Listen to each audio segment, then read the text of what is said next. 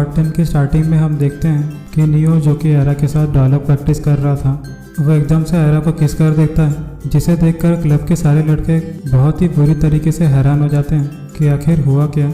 जिसके बाद एरा उसे डांटती है तो नियो कहता है कि हमारे लिप्स पूरी तरीके से टच नहीं हुए थे, इसलिए तुम्हें गुस्सा नहीं होना चाहिए। और प्ले उसे कहता है लेकिन तुम मेरे लिप्स टच कर सकती हो, और उसे दूर से फ्लाइंग किस देता है। जिसके बाद वहाँ बैठे सभी लड़के जोर से हंसने लगते हैं और एरा सभी पर गुस्सा होकर वहाँ से चले जाती है। फिर आगे हम स्काई को ग्रेस के क्लास के बाहर बैठकर उसका इंतज़ार करते हुए देखते हैं। ग्रेस को वहाँ से जाते हुए देख स्काई उसे रोकता है, अपने रेस्टोरेंट वाले बिहेवियर के लिए उसे सॉरी बोलता है, पर क्योंकि ग्रेस को लड़कों से डर लगता है वो उससे बिना कुछ कहे वहाँ से चले जाती है। पर स्काई उसे वापस से रोक कर उसे फ्रेंडशिप करने के लिए कहता है। उस बात को सुनकर ग्रेस हैरान हो जाती है और आगे हम देखते हैं कि एरा जब घर में होती है तब उसे स्माइलिंग बियर का मैसेज आता है जो उसे कहता है कि कल स्कूल जल्दी आना क्योंकि कल का दिन बहुत ही खास है। तो फिर अगले दिन एरा स्कूल जल्दी आती है पर वहाँ कोई भी मौजूद नहीं होता। लेकिन तभी अचानक से क्लब रूम की सारी लाइट ऑन हो जाती है और क्लब के सारे सदस्य आकर एरा को बर्थडे की सरप्राइज देते हैं। उन सभी को एक साथ देखकर एरा हैरान हो जाती है। साथ ही जेंट ने एरा के लिए एक स्नो वाइट की ड्रेस भी लाई थी ताकि वो उसे पहने, पर एरा साफ साफ मना कर देती है, ये कहते हुए कि वो उस ड्रेस में काफ़ी अजीब लगेगी। जिस पर स्काई कहता है कि उसे ज़्यादा नाटक नहीं करना चाहिए क्योंकि स्काई ने भी न चाहते हुए अपने सिर में टोपी पहनी है जो कि काफ़ी फनी लग रहा है, तो एरा को भी कोई परेशानी नहीं होना चाहिए। जिसके बाद वो सभी एक साथ मिलकर एरा को उस ड्रेस को पहनने के लिए जिद करने लगते हैं। तो आखिरकार एरा उस ड्रेस को पहन लेती है। साथ ही जेंट स्पॉइल के लिए भी एक नई ड्रेस लेकर आया था पर वो ड्रेस उस पर ज़्यादा खास नहीं लगती तो स्पॉइल मुंह बनाने लगती है। जिसके बाद सभी लोग हंसते हैं और एरा की ड्रेस की तारीफ करते हैं। आगे एरा कैंडल को फूंक कर केक काट देती है और सभी लोग उसके बर्थडे का जश्न मनाते हैं। लेकिन तभी एलन एरा को साथ ले जाकर उसे बर्थडे का तोहफा देता है जो कि एरा की ही काफ़ी सारी तस्वीरें होती हैं, जिन फोटोज़ को देखकर एरा काफ़ी ज़्यादा खुश हो जाती है और एलन को थैंक यू कहती है। जिस पर एलन उसे बताता है कि जब से एरा ने उसे कहा था कि वो फोटोग्राफी में उतना भी बुरा नहीं है तब से वो एरा की फ़ोटो लेने की शुरुआत कर चुका था। जिसके बाद स्पॉइल आकर एरा का हाथ पकड़ के उसे प्ले के पास लेकर जाती है जो कि एरा के लिए उसके बर्थडे के खास अवसर पर एक बहुत ही ब्यूटीफुल सॉन्ग सुनाता है और उस सॉन्ग को सुनकर सभी को काफ़ी अच्छा महसूस होता है। कुछ देर बाद लिफ्ट ऑयल गाना शुरू कर देता है जिसके बाद सभी लोग डांस करते हैं, जहां स्पॉइल सिर्फ लिफ्ट ऑयल के साथ डांस कर रही थी, जहां लिफ्ट ऑयल स्पॉइल को देखकर काफ़ी खुश होता है और सभी लोग एरा की बर्थडे पार्टी को अच्छी तरीके से एंजॉय कर रहे होते हैं, सिर्फ नियो को छोड़कर जो कि हर वक्त सिर्फ एरा को घूर रहा था। जिसके बाद वो एरा को किस के लिए सॉरी बोलता है, जिस पर एरा कुछ भी नहीं कहती। तो फिर वो उससे कहता है कि सॉरी इसलिए नहीं क्योंकि मैंने तुम्हें किस करने की कोशिश की थी, बल्कि इसलिए क्योंकि मैं तुम्हारे लिप्स को टच नहीं कर पाया था। और फिर हंसने लग जाता है जिसे सुनकर एरा उसे पागल कहती है। आगे नियो और एरा भी सभी लोगों के बीच डांस करने लगते हैं और थोड़ी देर बाद एरा वहाँ से बाहर चले जाती है। उसे वहाँ से जाता देख पॉक भी उसके पीछे हो लेता है, जहाँ वो उसे एप्पल एक गिफ्ट के तौर पर देता है क्योंकि एरा आज स्नो वाइट बनी है और उसे कहता है कि डरो मत, इसमें कोई पॉइजन नहीं है। जिसे सुनकर एरा हंसने लगती है और वो उस एप्पल को एक्सेप्ट कर लेती है। जिसके बाद हम देखते हैं कि स्काई ग्रेस के साथ पार्टी में आ जाता है। उन दोनों को साथ देखकर सभी लोग हैरान हो जाते हैं। जिसके बाद स्काई बताता है कि ग्रेस क्लब के सारे सदस्यों के साथ मिलकर एरा की पार्टी में आना चाहती थी, पर क्लब के सदस्यों को इस बात से कोई परेशानी नहीं होती और उल्टा ग्रेस को ही इस बात से परेशानी होती है क्योंकि वो इतने सारे लड़कों के बीच पार्टी करना तो बहुत दूर 1 मिनट के लिए भी खड़े नहीं रह सकती। तो वो हर बार की तरह वहाँ से जाना चाहती है, लेकिन स्काई उसे जाने नहीं देता और उसे कहता है कि ये तुम्हारा टास्क है जो तुम्हें अपने बॉयज़ वाले प्रॉब्लम से लड़ने में मदद करेगी।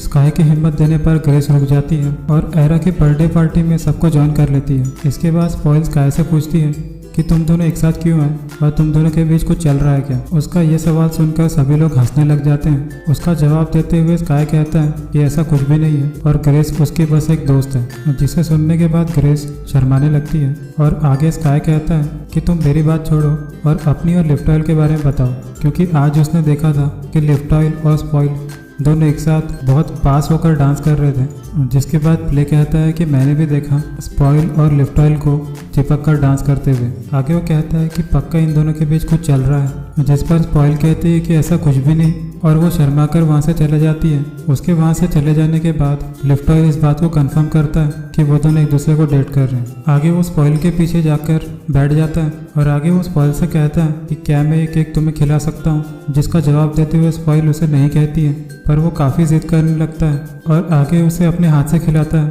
फिर लिफ्ट ऑयल उससे कहता है कि मैं तुम्हारे बारे में सीरियस हूँ, मतलब कि मैं तुम्हें पाना चाहता हूँ। जिस बात को सुनकर स्पॉइल हैरान हो जाती है और थोड़ी देर बाद शर्म से अपने सिर को केक में मार देती है। फिर आगे वो लिफ्ट ऑयल से पूछती है कि मैं अब कैसे दिख रही हूँ, जिस पर लिफ्ट ऑयल उसे कहता है कि तुम अभी भी मुझे क्यूट लग रही हो, जिसके बाद स्पॉइल और भी ज़्यादा शर्माने लगती है।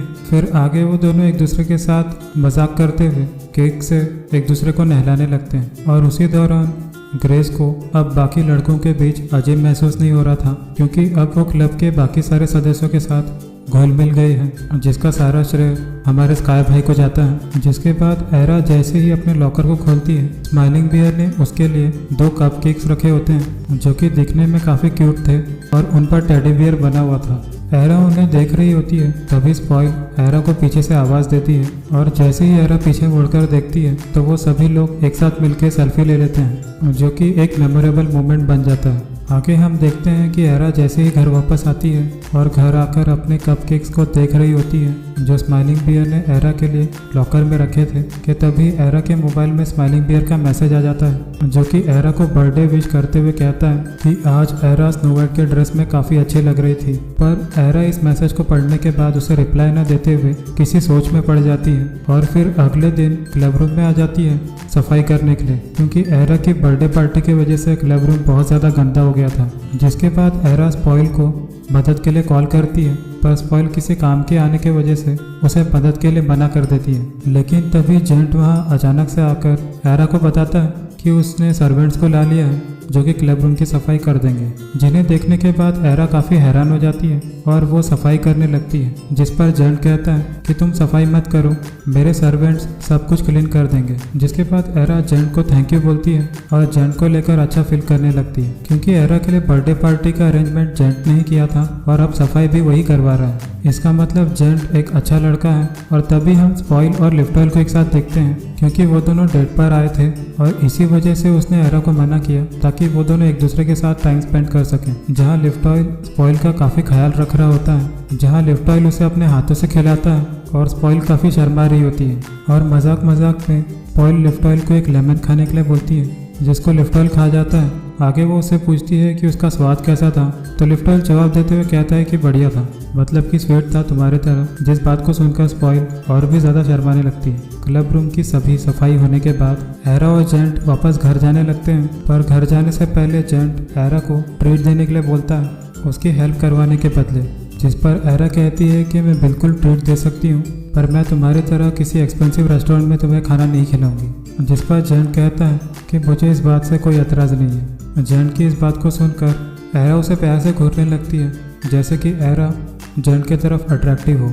आगे एरा जेंट को एक ढाबा दिखाते हुए पूछती है कि क्या तुम यहाँ जा सकते हो, क्योंकि यहाँ का खाना सबसे अच्छा है। जिस पर जेंट कहता है कि हाँ बिल्कुल, और फिर वो दोनों रोड क्रॉस करके ढाबे में पहुँचते हैं, जो बात जेंट के लिए काफ़ी नई थी, क्योंकि जेंट ने आज तक ज़िंदगी में कभी रेस्टोरेंट के बाहर खाना नहीं खाया। एरा अपना ऑर्डर दे देती है, पर जेंट मेनू मंगाता है, क्योंकि वो हमेशा मेनू कार्ड देखकर ही ऑर्डर करवाता है। तो आगे ढाबे की ओनर बोलती है कि मेनू कार्ड क्या होता है, आगे तुम्हें वो पोस्टर में सब कुछ दिख जाएगा। उसकी बात सुनकर जेंट कहता है कि आप मुझे वही दे दो जो कि एरा ने ऑर्डर किया है। ये सुनकर एरा हंसने लगती है। जिसके बाद एरा का ऑर्डर किया हुआ खाना जैसे ही उनके पास आता है, जेंट एरा से पूछता है कि तुम इसे खाओगी कैसे, मतलब कि ऐसी डिश मैंने पहले कभी नहीं देखी। जिस पर एरा इशारे से उसे बताती है कि वो ऐसे खाएगी, तो जेंट हंसता है। उसके बाद एरा उसे खाने का सही तरीका बताती है, तो जेंट उसे फॉलो करते हुए एरा की नकल करके उसे दिखाता है, जिस पर एरा हंसने लगती है।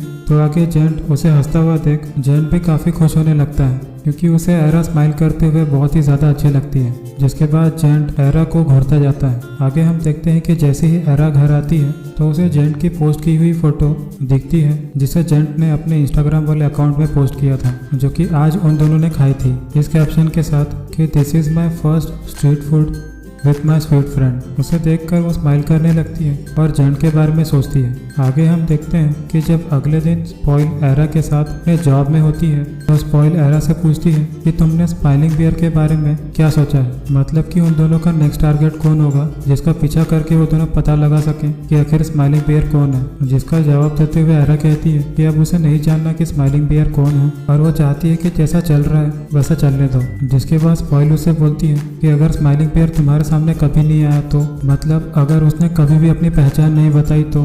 जिस पर एरा कहती है कि अब इस बारे में मैं ज्यादा कुछ नहीं कर सकती, मतलब कि एरा का इस बारे में सोच सोच कर दिमाग काम नहीं करता है। और तभी अचानक से स्माइलिंग बियर का एरा को मैसेज आता है जिसमें यह लिखा होता है कि बस अब और नहीं, मतलब कि अब मैं नहीं रुक सकता अपने लव को यह बताने के लिए कि मैं कौन हूँ और उसे कितना पसंद करता हूँ। उस मैसेज को पढ़ने के बाद एरा और स्पॉइल दोनों ही परेशान हो जाते हैं और बस इसी के साथ पार्ट 10 का अंत यहीं पर हो जाता है।